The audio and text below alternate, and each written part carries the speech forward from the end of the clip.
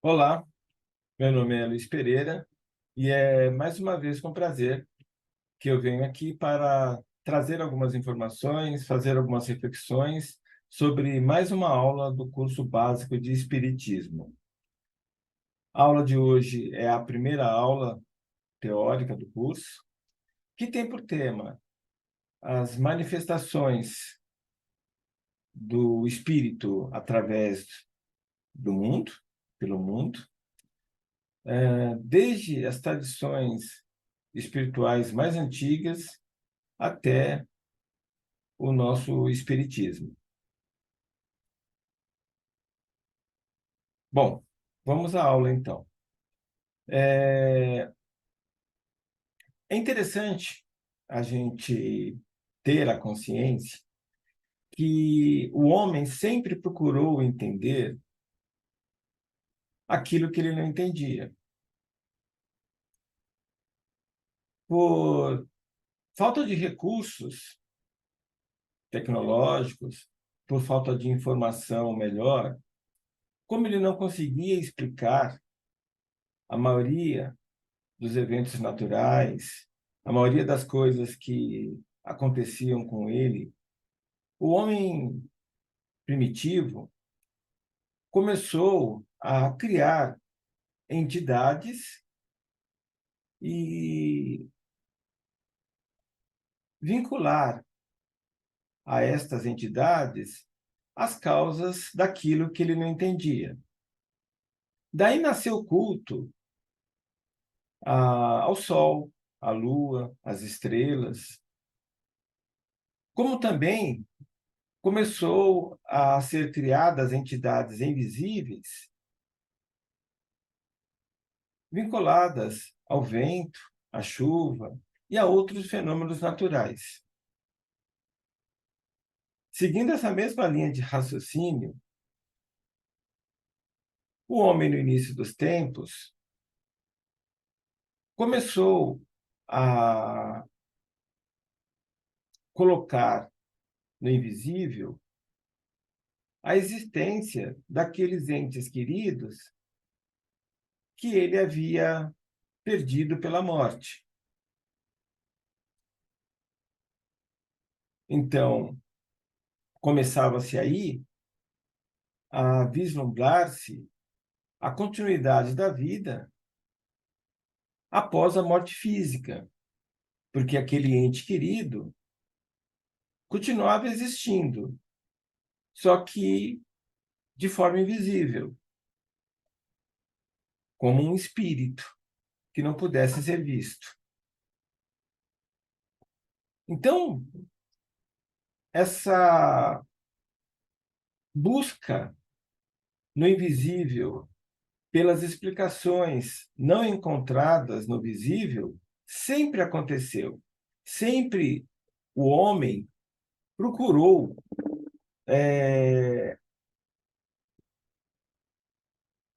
essas explicações como uma forma de consolo para aquilo que ele não entendia. Na antiguidade, houve muitos sacerdotes, filósofos, que pesquisaram e escreveram até sobre essas entidades invisíveis, sobre esses deuses. A gente encontra relatos de 2.500, 3.000 anos até antes de Jesus, falando sobre deuses, sobre entidades invisíveis, sobre espíritos de homens que já tinham falecido. Os primeiros estudos racionais, lógicos, foram feitos na Grécia por Pitágoras por volta do século 6 antes de Jesus. Mas sabe-se hoje, como eu já coloquei, que muito antes já se procurava a explicação para isso no invisível e houve registros até nas primeiras formas de manifestação escrita sobre isso. A gente encontra, então, no Egito, por volta do ano 2000 até 2500 antes de Jesus. Nós encontramos isso na Suméria, principalmente na região da Caldeia, por volta de 3.000, 3.500 anos. Encontramos isso na Índia, na região da China, também por volta de 3.000 a 4.000 antes de Cristo. Registros de sacerdotes, de estudiosos que procuravam explicações sobre aquilo que eles não entendiam. Mas essas explicações eram sempre muito místicas, né? Muito vinculadas a, ao achismo, à intuição daqueles que faziam a pesquisa e o estudo. Então, somente com Pitágoras, por volta do século VI, começou-se de maneira mais racional, mais lógica, justificar os fenômenos naturais, aquilo que se via no invisível, ao invisível, mas de forma que fizesse sentido, que fosse pelo menos racional, fosse lógica. A coisa não parou em Pitágoras, né? Logo depois de Pitágoras, a gente teve Sócrates, depois de Sócrates, o seu principal discípulo, Platão, e tiveram outros, né? Arquimedes, que também fizeram tratados, estudos sobre o invisível. O fato é que o homem sempre procurou respostas para aquilo que ele não entendia. Nós vemos, por exemplo, que na Grécia existia lá o oráculo de Delfos, que era um templo onde existiam lá sacerdotes e sacerdotisas que serviam como meio intermediário, como interface, para que os espíritos vivos pudessem conversar com os espíritos que não estavam mais vivos, que estavam num outro plano existencial invisível para os vivos. Então, esses sacerdotes no templo de Delfos traziam, né, essas informações, as respostas a essas perguntas feitas por aqueles que estavam vivos. A gente encontra isso também, né, além das pitonisas, as sibilas, em Roma, nós encontramos isso também, essa consulta ao invisível sendo feita na Índia, na China, na Caldeia, ou seja, sempre houve esse interesse em abrir um intercâmbio com o invisível, para que, através desse intercâmbio, pudesse se obter as respostas que o homem não conseguia por outros meios. Só que essas respostas eram sempre cheias, né, de mistificações, de animismos. Os primeiros estudos que realmente tinham uma lógica, um embasamento racional, foram os feitos pelos gregos por volta do século 6, 5, 4 antes de Jesus. Bem, e depois desse tempo? Depois desse tempo, nós tivemos o advento do cristianismo e a igreja meio que velou, meio que impediu que houvesse mais esse tipo de busca de respostas no invisível. A igreja constituída cristã até mesmo perseguiu aqueles que, de uma forma não autorizada pela igreja, buscavam essas respostas. A Inquisição é uma prova disso, e pelo fato dessa perseguição, houve meio que uma pausa né, nesses estudos, nessas pesquisas. Não que tenha parado de fato esse intercâmbio com o invisível, porque se no Ocidente, por causa principalmente da Igreja Cristã, houve-se, né, essa barreira, essa dificuldade de relação com o invisível, no Oriente, principalmente na região da China, da Índia, do Paquistão, esse contato com o invisível ainda continuou existindo e as respostas sendo buscadas através dessa relação. Mas ficou meio que contido isso, porque pelas dificuldades culturais e de comunicação da época, as respostas provenientes dessa relação entre o visível e o invisível ficou mais contida nos templos orientais e o Ocidente, né, ficou meio que à parte, sem saber, desconhecendo essas respostas obtidas pelos estudiosos, pelos sacerdotes provenientes do Oriente, principalmente Índia. E assim foi, né? Ou seja, depois dos gregos, no Ocidente não tivemos mais nenhum tipo de avanço no estudo, na pesquisa, na interação entre o visível e o invisível.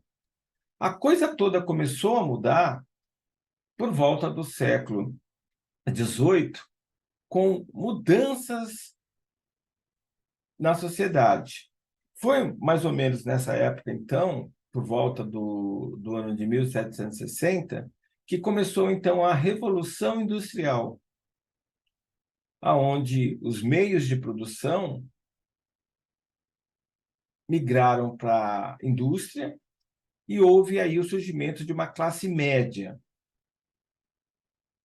que tinha mais tempo e mais interesse em buscar informação do que aqueles agricultores que não tinham tempo, porque acordavam cedo e dormiam cedo, que trabalhavam no campo. Também houve, né, nesse mesmo período, a Revolução Francesa, que em 1789 meio que separou, né, o Estado da Igreja e houve-se até, né, um certo que independência das imposições feitas pela Igreja. Se somarmos a Revolução Industrial com a Revolução Francesa, com o advento de outros eventos que também ocorreram na época, como, por exemplo, a cisma da Igreja Cristã, que já começou com Lutero, lá pelo século XVI, Calvino também na mesma época, depois, né, também com a cisma das igrejas evangélicas por volta do final do século XVII, XVIII, XIX. Enfim, lembrando que já tinha havido a divisão, né, a cisma da Igreja Ortodoxa no início dos anos do século X, do século XI, né, onde já tínhamos a Igreja Ortodoxa e a Igreja Católica. E, então, com essas divisões, a Igreja perdeu muito poder também. Se a gente somar isso ainda, né, com o pensamento social colocado nos manifestos de Marx, né, da vida em sociedade, do ideais comunista. Se a gente for ver os avanços tecnológicos da época, como o telégrafo, como as máquinas a vapor, como a iluminação, ao avanço da ciência, né? Nós estávamos em pleno ao positivismo de Comte, aonde entendia-se que tudo podia ser explicado através do método científico, através da ciência. Então, Com tudo isso acontecendo mais ou menos no mesmo tempo, na mesma época, a igreja perdeu muito poder, a igreja do Ocidente, de imposição de seus valores, de controle da sociedade. E, com isso, aquilo que estava meio que abafado, meio que escondido, que era os eventos inexplicados, os eventos espirituais, aquelas causas estranhas à ciência, começaram a surgir em diversos locais. Ou seja, houve-se, então, uma certa, que a gente pode colocar, uma revolução espiritual. Não que ela já não tivesse ocorrendo antes, mas ela estava sob controle, abafada pela igreja. Com a igreja perdendo seu poder, aquilo que estava oculto, velado, começou a ficar mais evidente. E aí começou-se de novo a pesquisa, ao estudo no Ocidente. E aí a gente pode elencar diversos personagens que, ao longo da história, buscaram essa interação entre o visível e o invisível. Um personagem bastante marcante é o Emanuel Swedenborg, ou Emanuel Swedenborg. Esse homem, por volta do século XVIII, foi meio tudo, né? Ele tinha uma grande formação, dominava praticamente todo o conhecimento da época, porque teve acesso a essa informação por ter vindo de família nobre. Então, Swedenborg, ele tinha conhecimentos de engenharia, mas também tinha de medicina, tinha conhecimentos de matemática, de astronomia, era político e acabou também buscando respostas para aquilo que ele não entendia no invisível.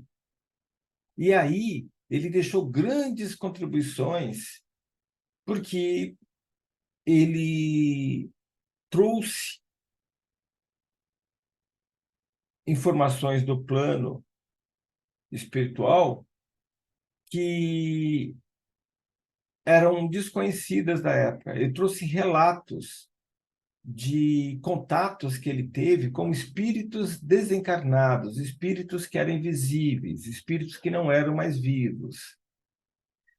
E, além disso, meio que mito, meio que verdade, né? Existem muita discussão em cima disso, são atribuídos a ele alguns eventos, alguns prodígios de cunho mediúnico, como, por exemplo, clarividência, de relatar a ocorrência de um incêndio a milhares de quilômetros da onde ele estava,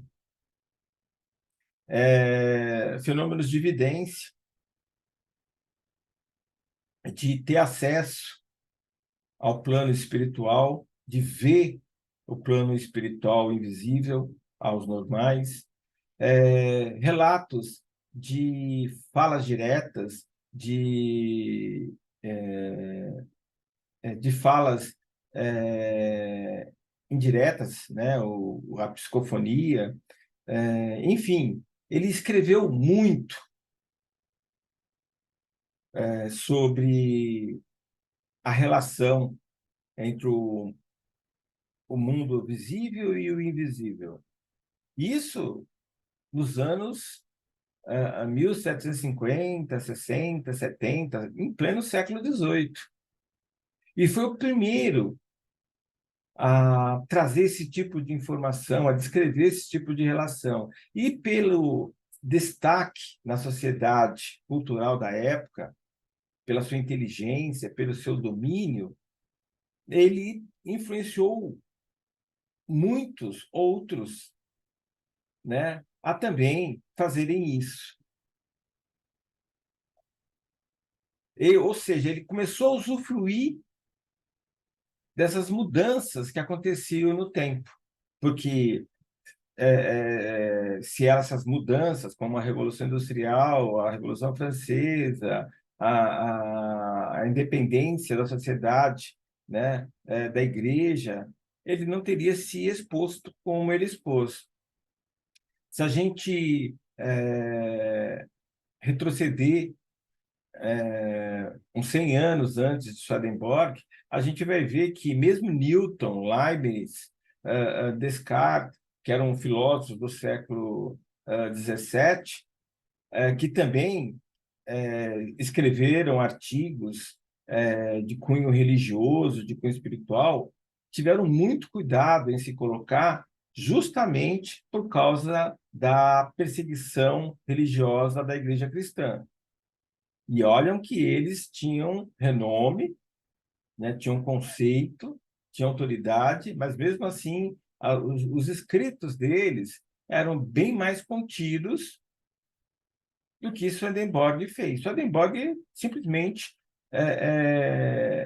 colocou a sujeira no ventilador para todo mundo ver que existia algo além do visível, além da matéria. E, em seguida, começou a aparecer, então, outros personagens, como, por exemplo, o pastor luterano Edward Irving, que começou a questionar o divino em Jesus, a santidade de Maria. Ou seja, ele começou a fazer o cristão pensar. Ele que tinha um grande poder de oratória e era um evangélico bastante conhecido, principalmente na região das Ilhas Britânicas. Ele fez muito começarem a se questionar das verdades impostas pela Igreja cristã. E aí também começou a aparecer diversos outros eventos anímicos, mediúnicos, pessoas com poderes de telecinésia, ou seja, transporte de matéria de um local para outro, pessoas com poderes telepáticos, pessoas com poderes de clarividência, de vidência, de psicofonia, de fala direta, enfim, começou a purular pela região da Inglaterra, da Europa, pessoas fazendo o extraordinário. Um deles foi o Douglas Home, que existem diversos relatos no século XIX dele levitando, dele transportando objetos de um local para outro, dele dando voz a espíritos desencarnados. Enfim, né, ele foi estudado por diversos cientistas conhecidos, William Crookes, por exemplo, da época, que foram até o Home buscando encontrar fraude, algo de errado, manipulação, e não conseguiram constatar nenhum tipo de fraude nos seus prodígios, principalmente os de levitação, que é um fenômeno anímico. Mas também os de telepatia, telecinésia, né, clarividência, como já coloquei, também, né, não conseguiu explicar de maneira científica como aquilo ocorria. Se a ciência do visível não consegue se explicar, então descortina-se aí todo um universo a ser estudado, pesquisado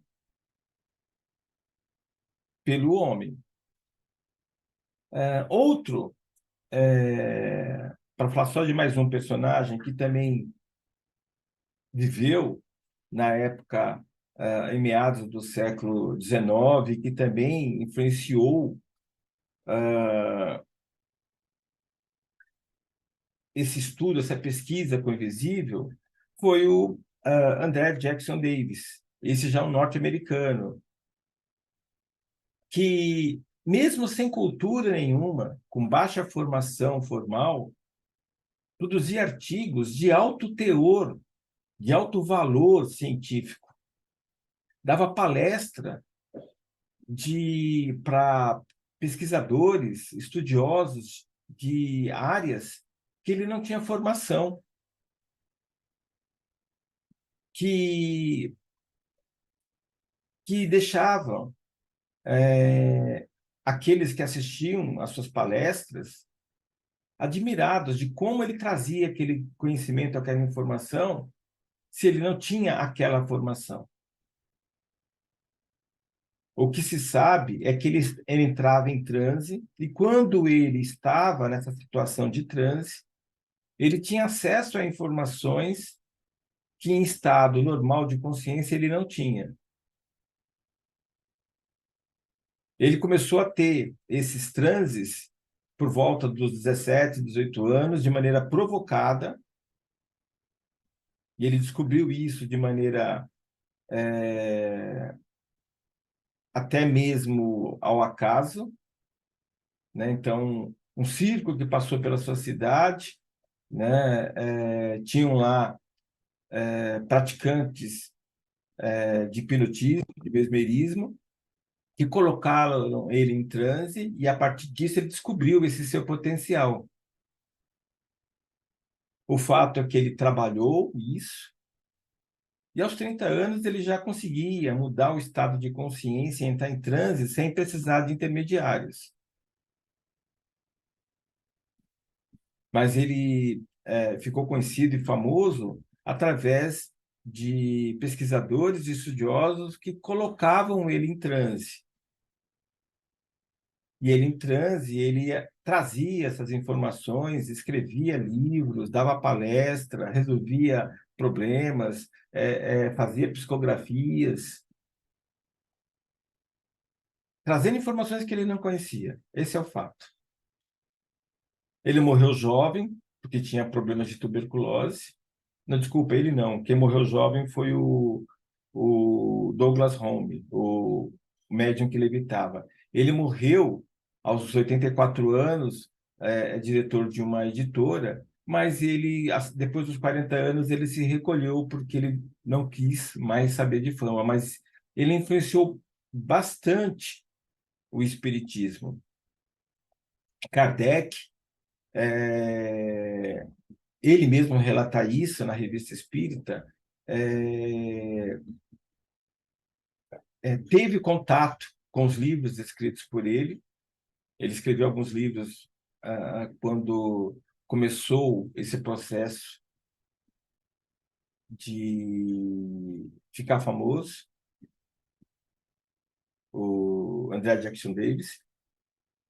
E esses livros serviram de referência para Kardec na construção da doutrina espírita.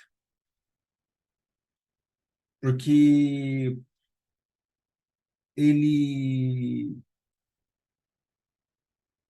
ficou bastante conhecido justamente entre 1845 e 1865, 70, que foi justamente nessa época que Kardec codificou a doutrina espírita. Tudo bem que o Jackson, né, Davis, estava nos Estados Unidos, e a comunicação não era tão fácil como é hoje. Mas Kardec coloca que teve acesso a escritos do André Jackson Davis e que ele teve essa referência que corroborava as informações que ele conseguia através do seu trabalho. Outro caso que também ficou famoso e que também é dessa época, né, de meados do século XIX, é o caso das irmãs Fox, que foram morar numa casa alugada na periferia de uma cidade e que começou nessa casa a, a ocorrer fenômenos de batidas que as irmãs, no início, viram como uma brincadeira, mas que, com o passar do tempo e com o conhecimento desses fatos pela família, perceberam que essas batidas eram inteligentes e que podiam ser utilizadas para obter respostas a perguntas formuladas.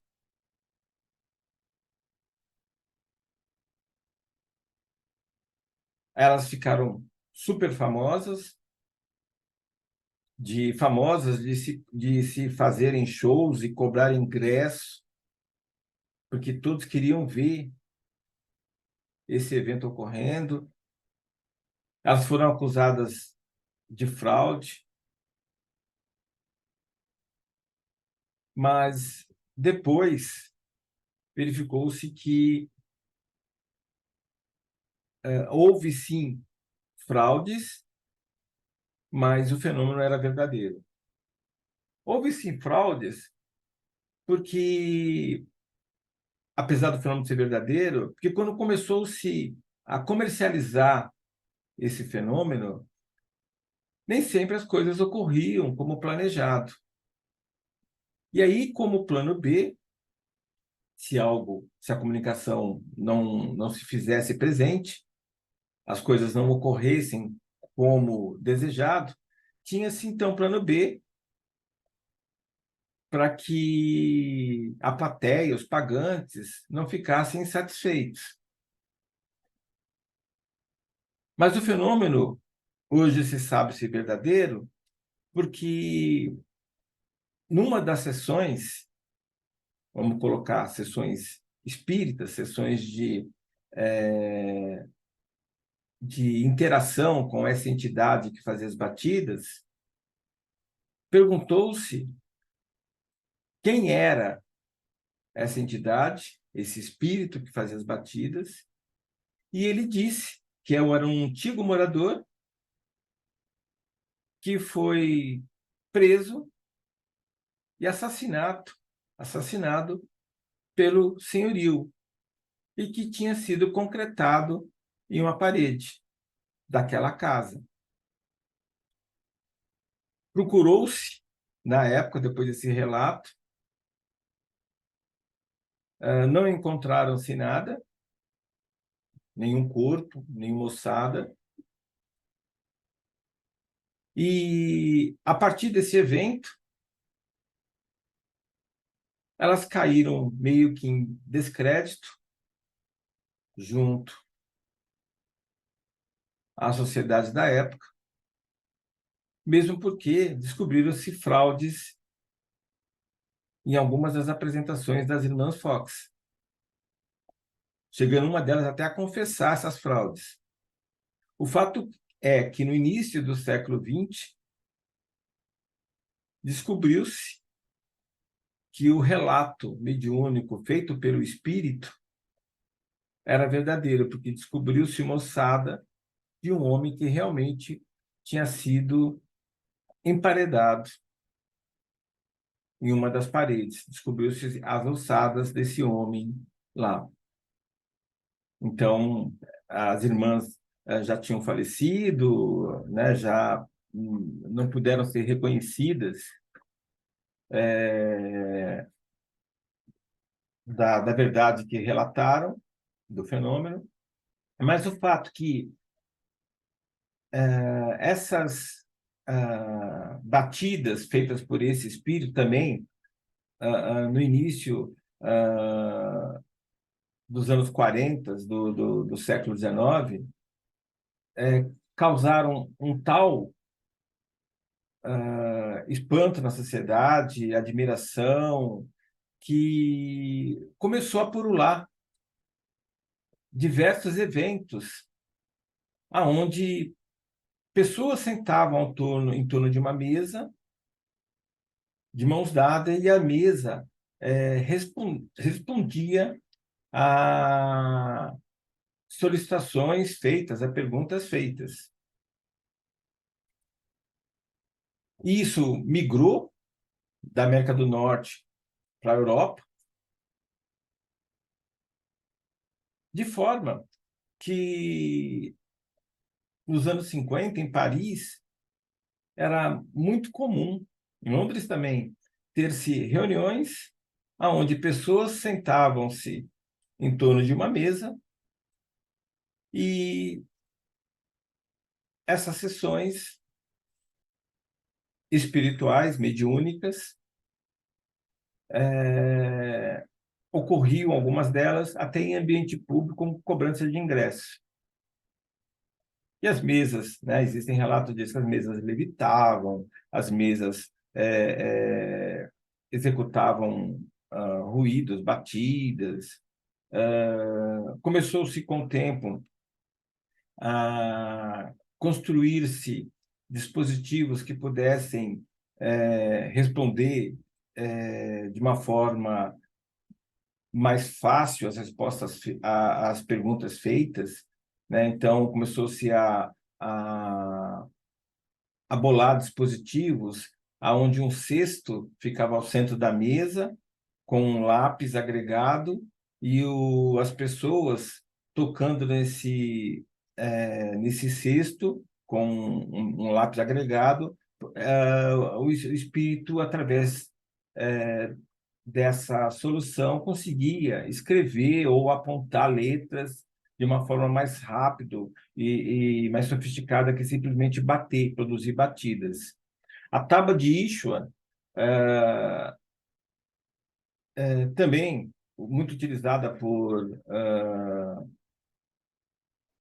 religiões pagãs, também era um meio disso, né? Era um tabuleiro com letras, números e com um cursor que apontava letras ou números de acordo com a resposta que se queria dar. Enfim, o fato que esse fenômeno das mesas girantes, das batidas, dos cestos de escrita, virou, né, uma ocorrência comum, tanto nos Estados Unidos como na Europa, e perdurou isso por cerca de 10, 20 anos, esse tipo de coisa. E foi nesse contexto que surge Kardec. Kardec, em meados do século XIX, 1850, ele era um professor, membro da Academia de Ciências de Paris, com alguns livros de matemática e de gramática produzidos, reconhecido pela sua qualidade como professor, e ele começou a ser convidado para participar desses eventos. Ele, como um estudioso pelo mesmerismo, pelas relações magnéticas, pelos fenômenos magnéticos, pela biomagnetismo dos seres vivos, ficou interessado em tentar entender o que acontecia nessas mesas girantes, porque a princípio ele desconfiava de fraude, de manipulação. Só que, ao participar, né, desses eventos, ele acabou sendo convencido que não havia manipulação, não havia fraude. O que realmente acontecia ali era algo novo para ele, que ele não sabia como explicar. E aí, como cientista, ele tentou entender essa fenomenologia de maneira lógica, de maneira racional. Ele começou a participar de diversas reuniões, de maneira criteriosa, começava a anotar o que ocorria nessas reuniões, a fazer perguntas e, a partir dessas perguntas, das respostas a essas perguntas, fazer outras perguntas.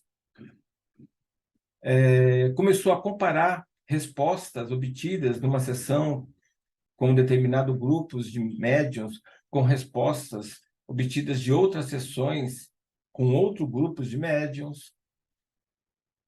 Começou a ter contatos com outros grupos em outras cidades, em outros países, e a escrever, que era o meio de comunicação mais comum, e trocar informações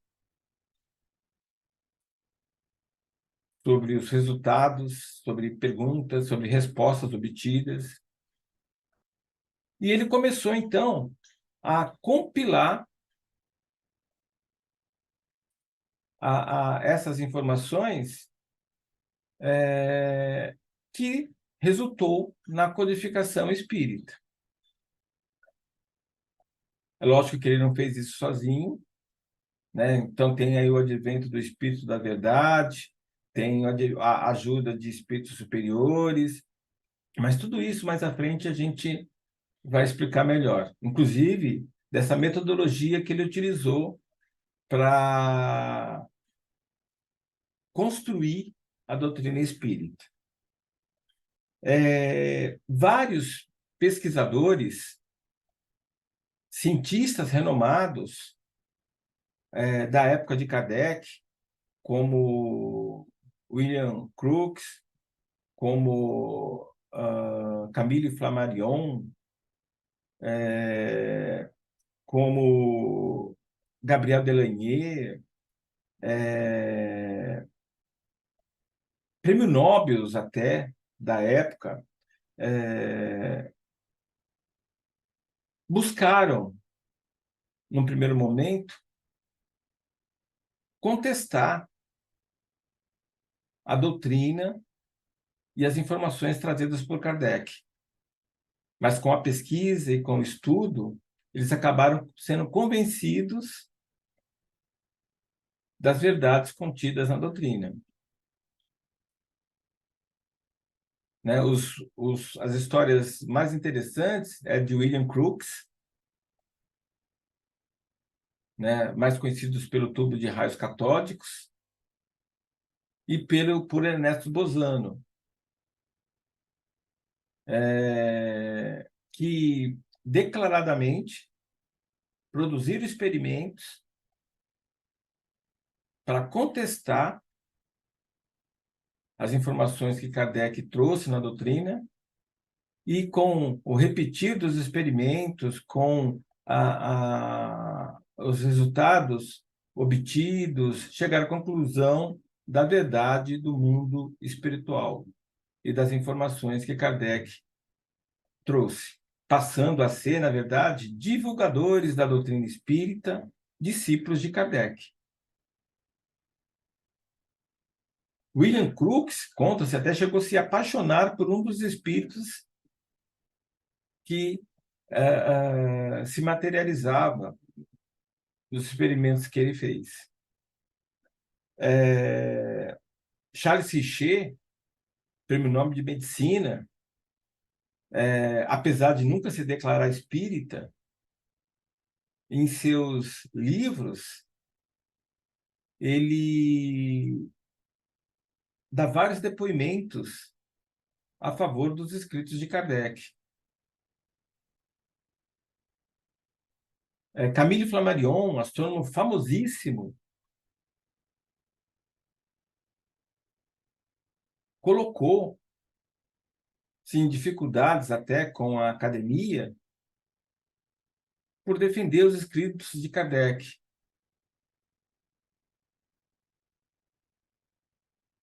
Enfim,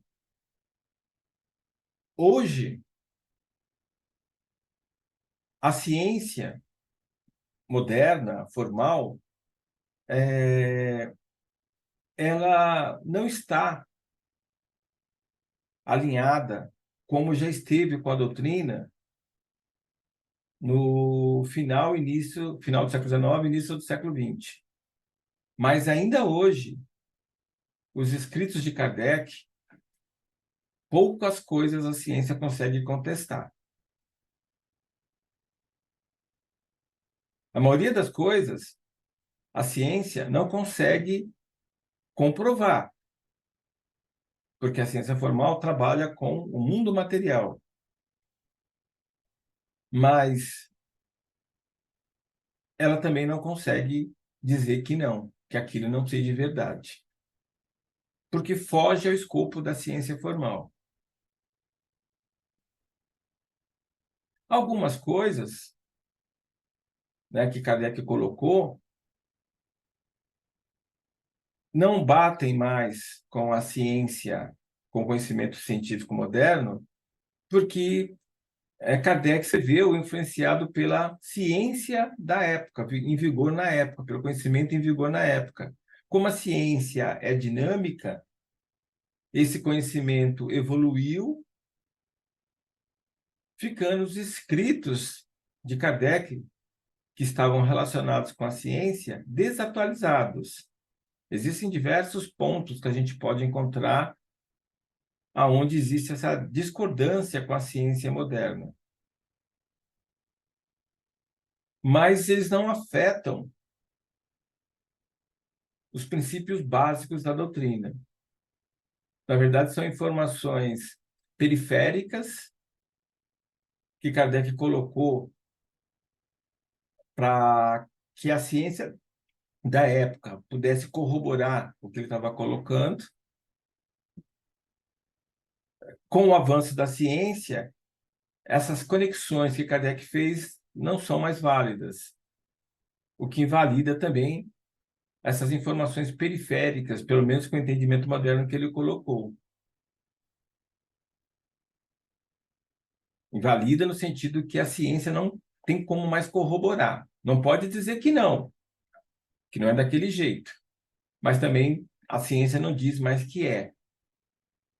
Na época de Kardec, a ciência foi utilizada para dizer que aquilo era verdade.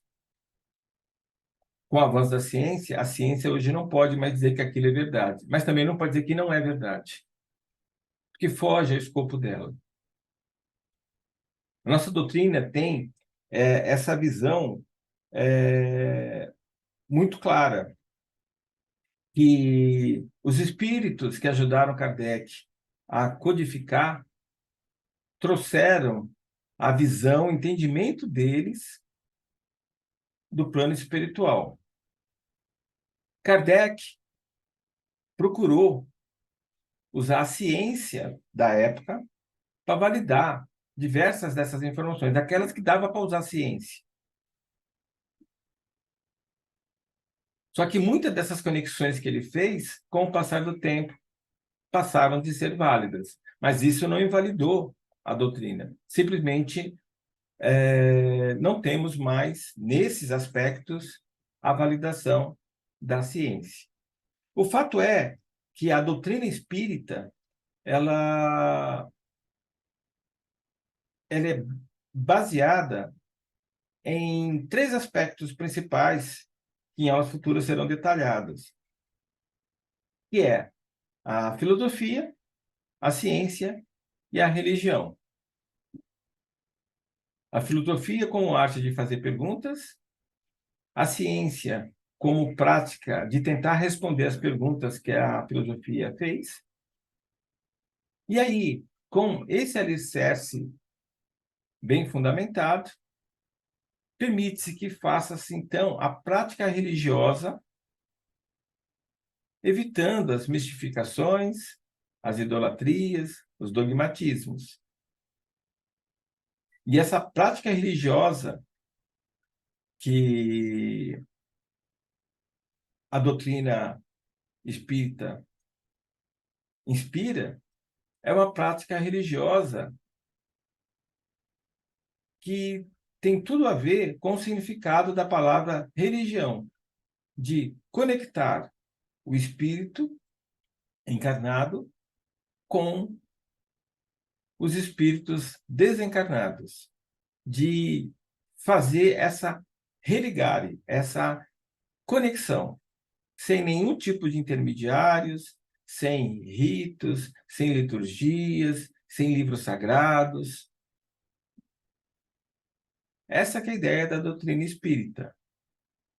Não é, doutrinar no sentido de impor verdades, de impor dogmas.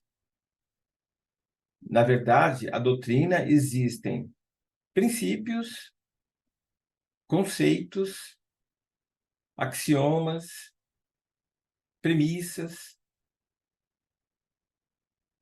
que são sugeridas para que nós conhecemos e apliquemos em nossas vidas. Mas esses princípios, esses conceitos, essas premissas, esses axiomas são dinâmicos, são flexíveis, que permitem o questionamento, a acomodação de novas ideias. Por quê? E Kardec coloca isso. A doutrina tem que ser dinâmica, para poder dialogar com a ciência e a filosofia face a face. Ou seja, a doutrina não pode ir contra a ciência, a doutrina não pode ir contra a filosofia. A doutrina, para permitir uma prática religiosa robusta, lógica, racional, tem que estar embasada em ciência e filosofia. E os princípios mais importantes da doutrina, princípios, não dogmas, ou seja, são conceitos, preceitos, axiomas que são colocados, mas que são flexíveis,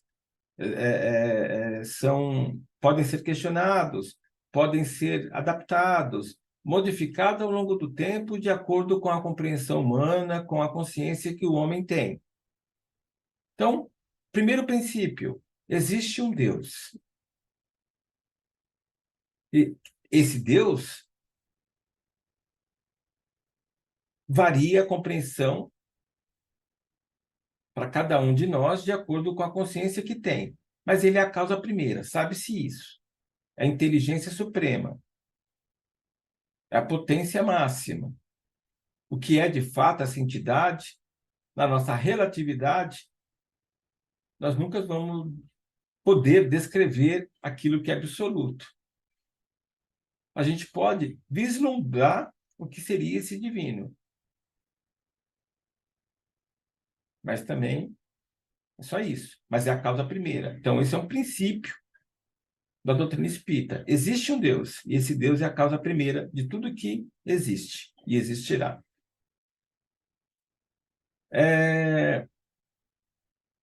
Um outro princípio.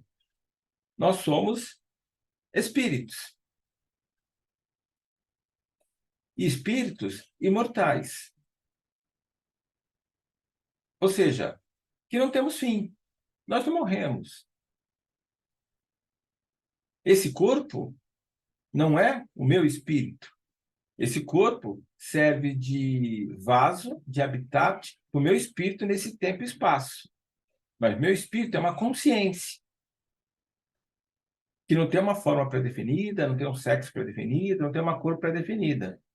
Essa consciência plasma corpos pelo qual ela se manifesta e ela evolui em termos de consciência. Então, um outro princípio é o acreditar que existem espíritos, que somos espíritos e que somos eternos. Um outro princípio é o princípio da comunicação entre os espíritos. visíveis e invisíveis. Ou seja, é possível os espíritos se comunicarem. Um outro princípio é a reencarnação, que o espírito, essa consciência em evolução, periodicamente plastifica corpos físicos para que possa vivenciar, experimentar, validar consciências, aprendizados, conhecimentos na matéria. E, por último, existem outros princípios, a pluralidade dos mundos existentes. Ou seja, o espírito pode se manifestar em diferentes planos existenciais, em diferentes mundos. Bem, eu coloquei aí uma listinha com 5 princípios, na minha visão, são os principais, mas existem outros princípios da doutrina. São princípios, não são dogmas. Então, o princípio da existência de um Deus, de um divino, de um criador, de um pai, é um princípio. Esse princípio é a causa primeira de tudo que existe. Como, por lógica, não existe efeito sem uma causa, então essa causa primeira é o que nós convencionamos chamar de Deus, de divino. É um princípio. Como é o princípio também de acreditarmos que existem espírito e que nós somos espíritos, consciências em evolução, e que por isso somos eternos, sempre em evolução, sempre expandindo a nossa consciência, a nossa compreensão do mundo. Como também é o princípio que nós podemos, como espíritos, nos comunicar, independente se estamos na matéria encarnados ou não. Ou seja, a comunicação entre espíritos, independente do plano existencial, é uma realidade. Outro princípio, o princípio da reencarnação, que os espíritos periodicamente plastificam, plasmam corpos para que, através desses corpos, eles possam se manifestar, vivenciar, aplicar, provar, comprovar aprendizados, vivências, consciências. E o último que eu coloquei é que os espíritos podem existir em diferentes planos existenciais, em diferentes mundos. É o princípio da pluralidade dos mundos. Bem, ao longo da humanidade, vários avatares representantes do divino se manifestam, ou seja, espíritos de grande conhecimento, espíritos mais evoluídos que a grande maioria dos espíritos, eles evoluem, eles encarnam para que possam, através das informações, do conhecimento que eles trazem, fazer com que a humanidade, os espíritos encarnados, possam dar um salto qualitativo de consciência. Então, eles trazem mensagens e informações que permitem para aqueles que aplicam esse conhecimento, essas mensagens trazidas, a ter uma compreensão, uma consciência maior. Na doutrina espírita, em especial, 3 avatares do divino são reconhecidos como mensageiros que trazem revelações do Criador. Moisés, com seus 10 mandamentos, Jesus, com sua mensagem de paz, amor, a fraternidade, e Kardec, com a doutrina espírita. Essa informação é uma informação que a doutrina nos traz de cunho periférico, mas que tem total valor para o estudo da doutrina, principalmente quando a gente compreende os valores cristãos. Mas isso não quer dizer que não existiram outros avatares, outros representantes do divino com mensagens. Nós citamos 3 aqui que estão relacionados com o cristianismo, com a doutrina espírita. Mas a doutrina não coloca esses três como os únicos representantes do divino, os únicos que trouxeram revelações do plano espiritual, revelações, conhecimentos do divino.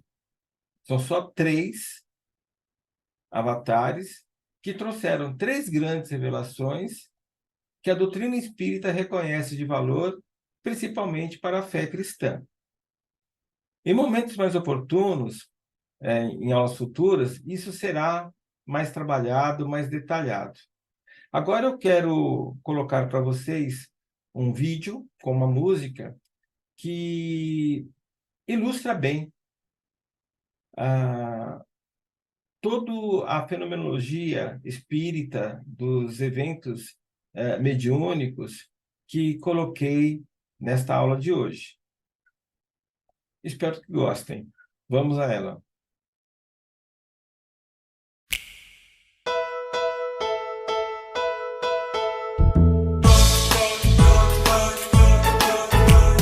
Toque, toque, toque, toque, toque. Pelas batidas as paredes falaram. E na Europa até as mesas giraram pra lá e pra cá, apontando as letras do alfabeto. Ora no chão, ora no alto, no teto, formando frases, respondendo as questões. Quem é que estava por trás disso? Alguém se preocupou com isso e começou as suas investigações. E descobriu que aquele jeito esquisito foi a maneira que então os espíritos usaram pra chamar sua atenção. E foi assim que Allan Kardec observou como é que tudo acontece no intercâmbio entre nós e o além. Desenvolveu aquela nova ciência com muito estudo, muitas experiências, que o seu livro dos médiuns mostra bem. Agora pela voz, pela caneta, não é preciso mais usar a prancheta, pois até mesmo pela intuição, nossos amigos espirituais sempre nos trazem as lições de paz, saudade, incentivo e muito mais. Nossos amigos espirituais sempre nos trazem as lições de paz, saudade, incentivo e muito mais.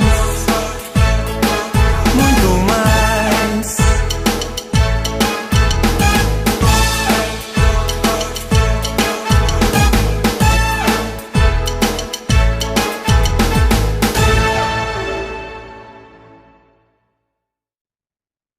É isso.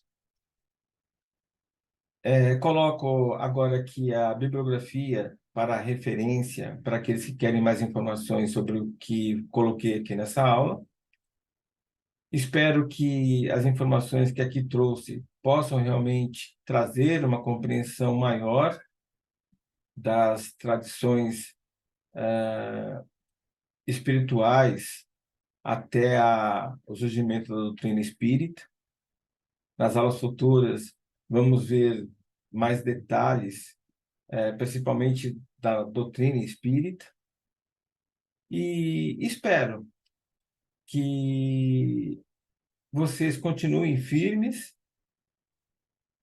com os objetivos de conhecer melhor a doutrina espírita.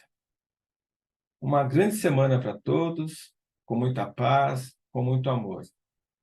Que assim seja.